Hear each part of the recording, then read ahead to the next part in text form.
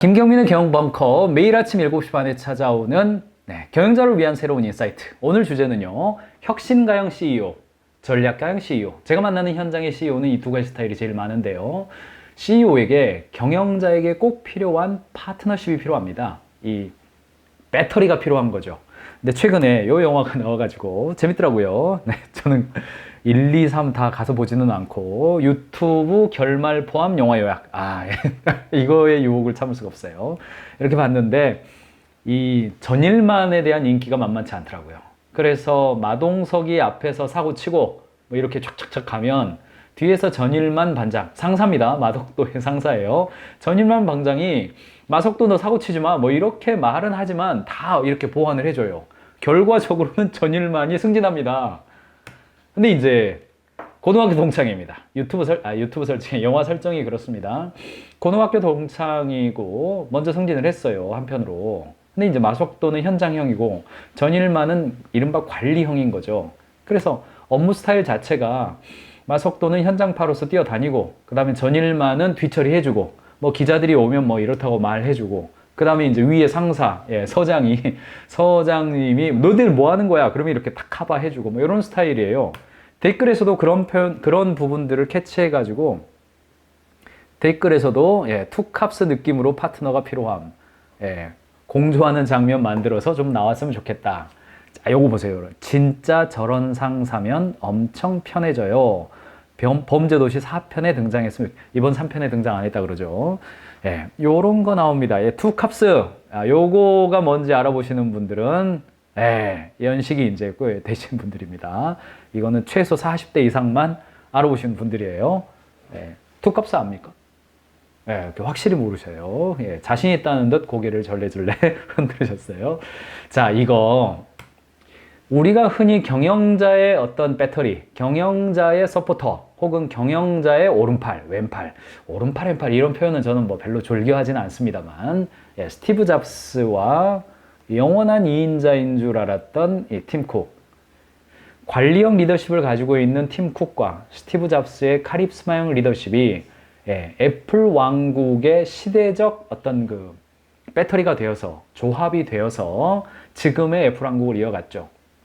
근데 스티브 잡스는 처음에 스타트할 때부터 스티브 워즈니악 뭐 인연을 맺었죠. 그래서 워즈니악은 기술에 대해서 워즈니악이 이런 표현을 썼습니다. 나는 잘하는 것에 몰두하고 있었고 그것이 세상을 바꿀 수 있다는 것에 집중했다. 스티브 잡스가 세상을 바꿀 수 있는 어떤 카리스마와 시장을 보는 안목, 그것이 있었고 워즈니악은 기술적인 탁월함이 있었죠. 그렇게 시작을 해서 그 이후에 팀 쿡이라고 하는 어떤 관리자를 만나서 결과적으로 지금의 애플 왕국은 워즈니악, 스티브 잡스, 팀 쿡으로 이어지는 어떤 팀이 이루어낸 성과다. 이렇게 볼 수가 있죠. 조금 따지고 보면요. 구글의 경우도 레리 페이지하고 세르게이 브린이 둘이 같이 이렇게 시작을 했습니다. 두 사람 뭐 크게 초기에는 뭐 별로 안 친했다고 그래요. 스탠포드 대학입니다. 어디 이상한 대학이 아니라 스탠포드 대학이고 두 사람 다 컴퓨터를 좋아한다는 점에서 공통점이 있었다고 그래요. 배터리로 시작했다는 점입니다. 팀으로 시작했다는 거예요. 에어비앤비도 브라이언 체스키, 조 게비아, 네이선이 팀으로 시작을 했습니다. 그리고 세 사람 다 어떤 개발자와 디자이너들의 특징을 가지고 있었어요. 자, 실리콘밸리라든가 미국의 글로벌 창업을 하는 곳들의 어떤 부러운 점은 뭐냐면 팀으로 시작한다는 점이에요. 대한민국 사회는 아직 공동 창업이 거의 없죠. 그냥 1인 창업이죠. 그리고 옆에서 월급 받는 사람들이 많아요. 또 공동 창업을 했을 때의 장단점이 있는데 아직 우리나라 대한민국 사회에서는 공동 창업을 할 때의 어떤 계약 관계, 계약이라고 하는 게 못 믿어서 하는 것이 아니라 계약이라고 하는 것은 믿기 위해서 하는 거거든요. 믿음 위에서 계약을 하는 거거든요. 그러니까 뭐 우리 이런 거 필요하냐? 처음에 막 그래요. 그래서 제가 막 조언을 합니다. 초기에. 그거는 공동 창업자의 관계 속에서 요구되어지는 것이므로 월급을 주는 것으로 끝나면 안 되고 그건 지분을 함께 나눠야 되는 일인 것 같다. 제가 그렇게 조언을 해도 잘 안 되더라고요. 자, 그렇다 하더라도 공동 창업의 관계는 아니라 하더라도 자, 마이크로소프트 사람 보세요. 빌 게이츠입니다. 희대의 천재죠. 그리고 옆에 있는 이 스티브 바머, 창업의 아주 초반부부터 2인자로서 함께 하다가 빌 게이츠가 은퇴를 하면서 스티브 바머를 세웠죠. 관리형 리더십으로 세웠어요. 그리고 뭐 잃어버린 15년을 시작했죠. 그리고 지금의 사티아 나델라가 있긴 합니다만 그래도 빌 게이츠는 조용하고 전략적이고 사색을 즐기는 조용한 독재자 스타일이었다고 그래요. 근데 스티브 바머는 행동파이고 도전주의고 실천주의예요. 두 사람의 성격이나 지향점에 있어서는 완전히 다른 객처였지만 함께 일을 했다는 겁니다. 스티브 잡스가 스티브 바머의 이러이러한 점들을 어떤 의미에서는 리더로서 참아준 거예요. 스티브 바머는 빌 게이츠가 전략을 구상하고 시간과 힘을 저축할 수 있도록 발판을 마련해주는 역할을 한 거죠. 뒤처리 역할을 해준 겁니다. 이 스티브 바머, 여러분 유튜브에도 아직도 있을 겁니다. 스티브 바머가 이제 그 CEO로서 취임할 때 이 대강당에서요, 음악이 나오면서 스티브 바머가 입장부터 뭐 춤추면서 입장해요. 그리고 뭐 한 30초는 춤을 춰요. 30초 춤추고 본인도 지쳐가지고 막 땀 닦으면서 막 하면서 그 다음에 자신의 정견을 발표하는 그런 장면. 아마 뭐 마이크로소프트사에 있는 분들은 아주 뭐랄까요. 그것이 시간이 지나서 잃어버린 15년의 시작이었지만은 어떤 새로운 리더십의 출발로서 머릿속에 딱 기억이 남을 거예요. 자, 마크 주크버그, 오른팔, 세릴 샌드베거. 이 오른팔이란 표현, 오늘은 그냥 제가 좀 쓰겠습니다만 파트너죠. 마크 주크버그, 일론 머스크가 왜 등장하냐? 요즘은 마크 주크버그 나오면 일론 머스크 같이 이야기해줘야 되죠. 둘이 진짜 싸울 거냐? 한판 할 수 있다면 저는 반가워요. 저는 반갑습니다. 그 두 사람을 이용해서 경영자 여러분들에게 좀 전달해 드릴 게 있기 때문에요. 테크업계에서는 저크버그가 혁신가라면 샌드버그는 뛰어난 실행가다. 혁신가와 실행가라는 평가를 내린다.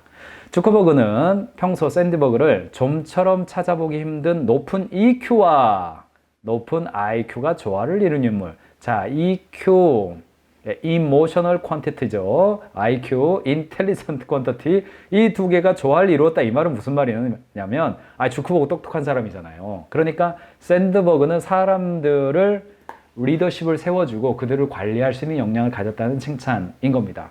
만약 여러분들이 아마 대부분의 경영자분들은요, EQ 쪽보다는 IQ 쪽에 가까우실 거예요. 그래서 시작을 한 거거든요. 뭔가 남들이 못 본 뭔가를 보고 시작을 한 거예요. 제가 현장에 가서 경영자들을 보면요, 혁신가형 리더들이 많습니다. 전략가형 리더도 많아요. 문제는 뭐냐면 이제 경영을 해야 되니까 앞에선 치고 나가는데 기회도 되고 고객 요청도 있는데 뭐예요? 따라와줄 뒷바퀴가 없는 거예요. 자전거 앞바퀴는 뭐 이렇게도 갔다가 뭐 움직인단 말이죠. 근데 뒷바퀴에서 못 따라와 주니까 이 자전거가 앞으로 못 나가는 겁니다. 그래서 관리본부장 세우고 COO 세우고 그 다음에 지원본부장 세워가지고 하면 이게 잘 됩니까? 답답하죠. 경영자가 볼 때는 답답해요. 근데 여러분, 그거를 잘 참고 갈 수가 있어야 됩니다. 마크 주크버그가 셰릴 샌드버그를 바라볼 때에 뭐 내 마음이 참 흡족하다. 그럴 리가 없어요. 성향상 그럴 리가 없단 말이죠. 근데 그것을 좀처럼 찾아보기 힘든 높은 EQ와 높은 IQ가 조화를 이룬 인물이다 라고 세워준다는 것이죠. 그 답답함과 속도의 느림, 혁신적이지 못함, 상대적으로 좀 똑똑해 보이지 않음, 이런 것들을 잘 견디고 그 역할을 존중해 준다는 거예요. 자, 마이클 아이즈너도 타임즈는 그를 디즈니 왕국을 구해낸 왕자님이라고 표현을 했어요. 디즈니 왕국의 왕자, 황제는 아니에요. 디즈니 왕국의 황제님은 이제 영원한 황제, 디즈니죠. 마이클 아이즈너, 그의 임기 동안 디즈니의 시가총액은 20배 이상 상승했습니다. 숫자를 보시면요, 84년도에 15억 달러였어요. 매출이 2004년도에 308억 달러. 증가율 이게 엄청납니다. 시장 가치도 엄청납니다. 3000%가 올랐어요. 이 시기 동안에 어떤 일이 있었는가? 요게 있었습니다. 자, 인어공주, 라이온킹, 그리고 알라딘으로 이어지는 디즈니 왕국의 라인업, 디즈니 세계관을 세팅했죠. 자, 마블 세계관에서 어벤져스가 등장하는 것처럼 디즈니 세계관에서 그동안 나왔던 모든 공주님과 이 라이온킹, 심바 포함해서 한꺼번에 나와가지고 타노스 같은 이런 존재가 막 등장해가지고 같이 싸우는 거, 이게 몇 년에 나올지 모르겠어요. 요즘 실사화하면서 좀 평가는 엇갈립니다만 이 전성기를 이끌었습니다. 근데 이제 아이즈너는 권한을 자신의 손에 집중시키고 자신의 비전에 따라 회사를 통치하는 독재적 카리스마형 리더십을 발휘하는 경향이 있었다 그러죠. 직원들도 그와 자주 충돌이 있었다고 그럽니다. 뭐 싸우고 나가고 뭐 그렇다고 해요. 그럼에도 불구하고 그가 성공할 수 있었던 이유는 항상 프랭크 웰스가 있었기 때문이다 라고 우리는 이야기를 합니다. 네. 순해 보입니까? 여기 마속도 전일만, 예, 상사는 아니지만 마속도 전일만. 자, 아이즈너는 즉흥적이고 엉뚱하고 혁신적이고 기발하죠. 카리스마형 리더십을 발휘하죠. 그러나 프랭크 웰스는 이성적이고 신중했다고 그래요. 아이디어의 실현 가능성을 판단하고 아이즈너에게 직접적인 피드백을 했다고 그래요. 중요한 것은 뭐냐면 이 피드백을 아이즈너에게 했을 때 아이즈너가 그거를 받아들여 줬다는 것이죠. 받아들여 줬다는 겁니다. 너 아직 지금 정신 못 차리고 있다. 너 그렇게 생각하면 안 된다. 그렇게 한 게 아니라 그래? 그런 측면은 뭔데? 이렇게 들어줬다는 거예요. 자신의 그늘에서 자신의 선택을 믿어주는 치어리더 같은 조력자가 없었다면 결코 성공할 수 없음을 깨달았던 것이죠. 그 질문에 스스로 생각해보고 프랭크가 이야기하는 것을 그래, 그 주장에 뭔가 의미 있는 게 있을 거야 라고 경영자가 받아들여줬다는 것이죠. 이 굉장히 중요한 포인트고 아이즈너가 독재형 리더십을 발휘했음에도 불구하고 디즈니를 디즈니 왕국으로 제2의 전성기로 이끌었던 굉장히 핵심적인 리더십이죠. 자, 우리 세종대왕 거의 100점 만점에 100점 받으시는 모든 성향 테스트를 해봐도 100점 만점에 100점 받으시는 세종대왕님과 이순신님 장군님과 대왕님이죠. 일반적으로 이제 INTJ라고 그러죠. 과업지향적이죠. 관계지향적이고 참여와 권한위임 다 좋아요.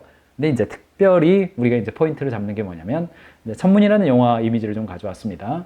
신분을 뛰어넘어서 목적을 지향했다는 것이죠. 장영실을 이제 높게 등용했어요. 학부 시절에 역사를 전공했으니까 뭐 역사를 잘한다고 볼 수는 없고 조금 안다고 봤을 때 천문이라는 영화는 지나치게 각색을 많이 했다. 뭐 저 그렇게 생각을 합니다. 그 다음에 한글 창제에 관련된 영화도 최근에 나왔는데 그거는 뭐 각색 수준을 뛰어넘어서 뭐 아무튼 더 심하더군요. 어쨌든 다시 돌아와서 세종대왕이 이런 리더십을 가지고 있었어요. 장영실은 이런 인재였던 거예요.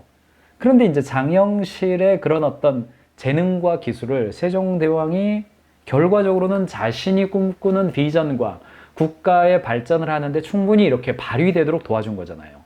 그게 뭐냐면 경영자가 목적에 집중하면 자신이 가지고 있는 위치, 권한, 조직의 한계, 어떤 직급체계의 어떤 시스템, 제도 이런 측면들을 충분히 뛰어넘어서 목적 자체에 집중한다는 겁니다. 그리고 이런 일을 진행하는 관계에서 엄청난 어떤 장애물이 있는 겁니다. 조직 자체에 장애물이 있어요. 그래서 경영자라고 하는 것은 목적이 가장 위에 있고 그 목적을 위해서 그 아래에 복지, 인사, 규정, 시스템, 직급, 직책 이런 것들이 하위에 존재합니다. 그런데 조직을 한번 세팅해 놓고 나면 목적보다도 조직의 생리가 우선인 경우가 더 많은 것 같아요. 그러나 세종대왕과 제가 지금 말씀드렸던 팀으로 움직였던, 동력으로 움직였던, 팀으로 함께했던 조직들의 그 리더들의 공통적인 특징은 목적에 집중했다는 겁니다. 그것을 최상위의 가치에 놓고 고객 가치죠, 당연히. 그 고객 가치의 최우선 가치를 놓고 나머지를 언제든지 바꿀 수 있는 어떤 것으로 관리해 나갔다는 거예요. 가인지 캠퍼스에 최근에 발행된 영상에 KT 신수정 부사장님이죠. 직책별, 조직 규모별 리더십의 기술이 발행되었습니다. 이 영상은 한 5분에서 3분짜리로 쭉 쪼개가지고 발행했어요. 그러니까 경영자 여러분들이 이 영상을 꼭 참고하시고 가인지 캠퍼스에 발행되어 있습니다. 꼭 참고하시고 관련된 파일 그리고 추천 영상이 있으니까 꼭 한번 보실 것을 권해드립니다. 자, 제 이야기 좀 한번 해드리면 저는 그 모 대기업에 있을 때 인사팀장으로 일하면서 경영자 후보자들을 관리하는 일을 오랫동안 했습니다. 그래서 과장급, 대리급, 차장급, 부장급, 대리부터 부장급에 이르기까지 이 인재는 나중에 임원, 즉 경영자로 성장시킬 인재다라고 하는 것을 예, 이렇게 관리를 따로 했어요. 따로. 이거 여러분 중요합니다. 경영자 될 사람 관리 따로 해줘야 돼요. A급들을요. S급이라고 부르죠. 그래서 그거 시작하는 초기에요. 초기에 저는 당시에 과장이었는데 그때의 본부 조직에 있는 그 이사님이랑 일종의 비밀 프로젝트라고 해야 됩니까? 조용한 프로젝트를 했습니다. 그게 뭐냐면 경영자의 DNA를 찾아서라는 거였어요. 그리고 이른바 회사 내에서 경영자로 성장할 만한 그릇이다라고 하는 사람들을 좀 분석을 했습니다. 그걸 이제 전 통계학을 배웠기 때문에 통계적 분석도 하고 현장 가서 인터뷰도 하고 관찰 평가도 하고 뭐 동료 평가도 하고 리더 평가도 하고 고객의 레퍼런스도 받아보고 뭐 이러면서 정말 집중해서 키워야 될 사람들은 누구냐 했을 때에 나온 이야기가 오늘 이제 용어상박 용하고 호랑이 그려놨는데 그게 뭐냐면 이 무림이 나왔습니다. 제익천파적 권법이랑 화매실운관 권법이 있어요. 자, 제익천파적 이게 뭔 말인가? 자, 제익천파적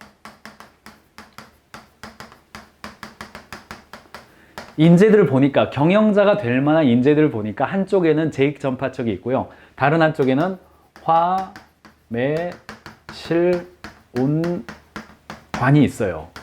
용어상박입니다. 용어상박이에요. 제익전파척은 뭐냐면 인재냐 인화냐예요.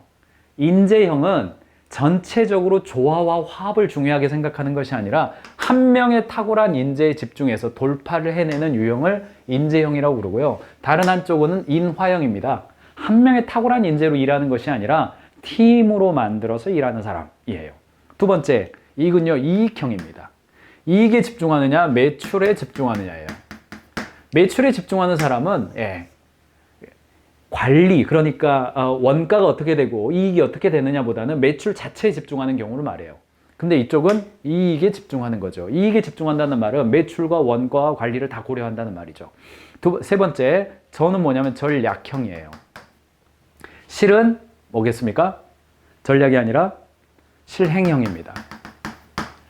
실행형은 어떤 일이 주어지면 그거 자체, 실행 자체에 집중하는 것이고 전략은 일이 주어졌을 때 실행을 하기 전에 무엇이 우선순위인지 무엇을 선택하고 집중해야 될지를 생각한다는 뜻이죠. 파는 뭐겠습니까? 이제는 좀 나오시죠. 돌파형이고 이쪽은 운영형입니다. 척은 뭐겠어요? 개척형이고 이쪽은 개척의 반대 관리형이에요. 그래서 운영 그 자체 뭐가 그냥 유지가 그대로 둬야 돼요. 메인터넌스란 말이죠. 돌파는 브레이크스루예요. 그대로 두면 안 되는 경우예요. 개척, 기존에 하던 일보다는 새로운 일을 계속하는 것이고 관리는 기존에 하던 일을 지향하는 거죠. 그래서 제익전파척. 그래서 보세요. MBTI예요. 경영자 MBTI. MBTI의 어떤 장점은 반대로 좀 놓고 본다는 겁니다. 사실은요, 인재를 관리하는 것도 필요하고 인화도 중요해요. 이익도 중요하고 매출 중요해요. 오른쪽, 왼쪽은 다 중요합니다만 이 사업 분야가 지금 인재형이 필요하냐, 인화형이 필요하냐.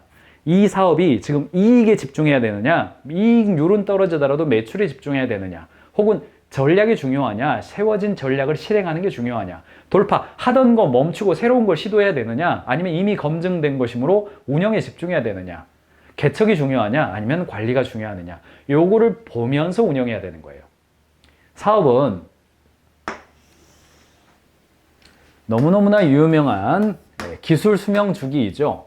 사업이라고 하는 것은 봄, 여름, 가을, 겨울, 상품도 그렇죠. 봄, 여름, 가을, 겨울이 있고 시장 지배력도 그렇습니다. 어떤 서비스가 시장에 나오면 초기에 막 얼리 어댑터들의 시장으로 갔다가 얼리 어댑터에서 검증이 되면 통상 한 15% 곡선에서 초기 수용자들의 시장으로 넘어가게 되고 후기 수용자들이 따라오면 이제 쇠퇴기로 이르게 되는 거죠. 이거를 잘 봐서 이때 필요한 경영자와 이때 필요한 경영자, 이때 필요한 경영자 각각 다르게 되는 거죠. 이쪽은 어디겠습니까?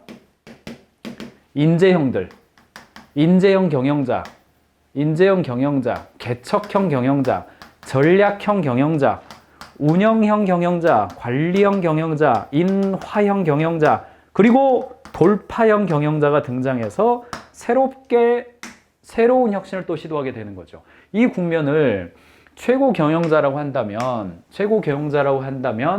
본부장급을 세울 때는 이 컨셉을 가지고 인재가 맞다, 인허가 맞다 이렇게 싸우는 것은 예, 그거는 좀 아닙니다. 그건 아니에요. 뭐가 좋다가 아니에요. 우리 회사의 사업의 국면에 따라서 혹은 우리가 운영하고 있는 어떤 상품이나 브랜드가 가지고 있는 수명 주기에 따라서 상품의 수명 주기에 따라서 어떤 사람을 배치하고 어떤 사람이 실력 발휘할 수 있도록 만들어줘야 되는지 혹은 팀으로 일하고 있다면 어느 쪽에다가 보다 우선순위를 두고 해야 되는지를 판단해서 거기에 맞게끔 배치해내는 것, 이것이 여러분들이 고려해야 될 요소라는 겁니다. 이경, 인재형, 전략형, 돌파형, 개척형. 요쪽이 이제 호랑이죠. 이쪽이 용인가요? 인화, 매출, 실행, 유지, 관리. 제희 강의 안에서 명조체 쓰는 거 굉장히 오랜만에 제가 써봤습니다. 분위기 익히기 위해서. 자, 마지막으로 한 가지만 더 말씀드리고 마치죠. 다르파라는 미 고등국방연구원이라는 곳이 있습니다. 뭐 로키드 마틴산이 스타크 인더스트리 마블사에 거기에 이렇게 고위 이렇게 정복을 입은 군인이 와가지고 이러면은 예산 끊습니다. 뭐 이런 이야기 하잖아요. 거기가 다르파입니다. 다르파인데 다르파 시스템의 조직 운영 방식을 제가 안내해 드리려고 그래요. 다르파 시스템이라고 하는 것은 조직을 움직일 때 3조 6천억이나 되는 조직으로 움직이는데 이게 다르파 여기에 지경이에요. 조직 내부에서 쓰는 돈은 15%밖에 안 된다고 그래요. 그러면 나머지 85%는 어디다가 돈을 쓰느냐? 로키드 마틴사, 스타크 인더스트리, 뭐 요런 스타크 인더스트리는 가상입니다만 요런 데한테 돈을 주는 거예요. 그리고 거기에서 일을 합니다. 그쪽에서 일을 해요. 결과가 잘 나오면 예산을 넓혀줘서 점점점 늘어나는 거고 결과가 안 나온다. 예산 끊고 그 예산을 다른 데다 지원해주고 요런 방식으로 일하는 게 다르파 모델입니다. 무슨 뜻이냐면 임시 프로젝트 팀을 중심으로 운영해요. 프로그램 주요 사안들에 대한 결정권을 가지고 나머지는 해당되는 팀에게 집중해 줍니다. 이게 무슨 말이냐? 경영자가 조직을 운영을 할 때에 피라미드형 조직을 만들고 여기다 그릴게요. 피라미드형 조직을 만들고 어떻게 하면 이 피라미드가 잘 운영될 건지를 우선적으로 생각하면 조직의 혁신이 일어나지를 않는다는 것이죠. 왜요? 피라미드형 조직에서는 그 박스 하나만 빼도 피라미드 전체 무너져 버립니다. 피라미드라고 하는 것은요, 하나하나 벽돌을 쌓아서 위에 올라갔기 때문에 경영자가 뭔가 변수를 주기 위해서 중간에 있는 벽돌 하나만 딱 꺼내보세요. 그냥 다 무너져 버립니다. 그러니까 꼼짝달싹 못하는 구조가 피라미드형 구조예요. 그러니 여러분의 회사의 이미지가 이런 구조라면 이쪽의 이미지를 조금씩 가져와 보는 겁니다. 처음부터는 다 안 될 겁니다. 그래서 신규 TF라든가 프로젝트형이라든가 그렇게 만들어서 조직을 유연하게 움직일 수 있는 가능성을 만들어 보시라는 거예요. 자, 가인즈 캠퍼스에 들어가 보시면, 자, 가인즈 캠퍼스 사이트입니다. 여기에 검색을 하시면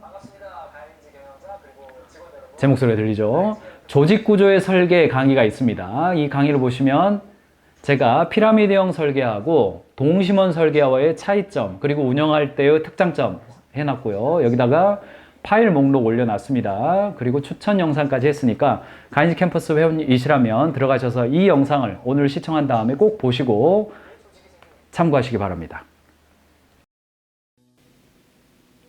가인즈 TV를 구독하시면 매일 새로운 경영 인사이트를 시청하실 수 있습니다. 여러분 회사에 가인즈 캠퍼스를 도입하시면 전 직원과 함께 영상 강의와 파일 다운로드로 실력을 올려가실 수 있습니다.